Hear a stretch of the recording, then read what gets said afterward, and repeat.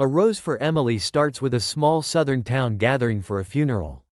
The entire community fills the streets leading to a once grand house where Miss Emily Grierson has lived and died. The old mansion stands with its faded elegance surrounded by modern cotton wagons and gasoline pumps. Inside this house time has stood still while the world outside change.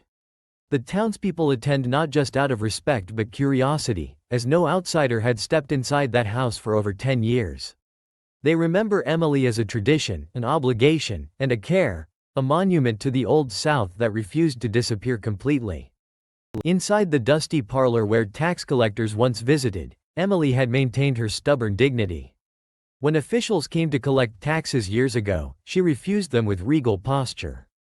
"I have no taxes in Jefferson," she declared, referring to an arrangement made with Colonel Sertorius, a mayor long dead. The room smelled of dust and disuse, like a tomb where furniture sat untouched. Emily herself seemed like a drowned woman with her gray hair and black dress, her body bloated and her eyes like two small pieces of coal. The town watched her decline through windows and doorways, always maintaining a respectful distance from this living relic of their past. At the town pharmacy where shelves held countless remedies, Emily once purchased poison. "I want arsenic," she told the druggist with her head held high.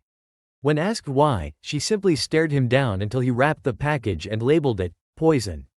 The townspeople whispered that she would kill herself after her sweetheart abandoned her.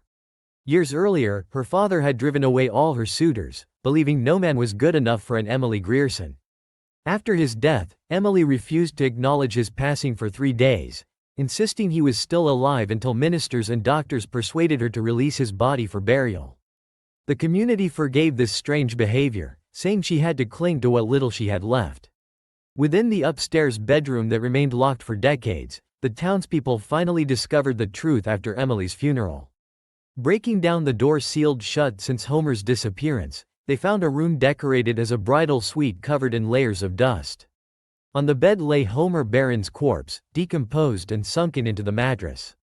Beside him on the pillow was the indentation of a head and a long strand of iron gray hair, evidence that Emily had been sleeping next to her dead lover for years. The room preserved in faded rose colors told the final chapter of Emily's story, a woman who refused to accept loss, time, or change in a world that had moved forward without her.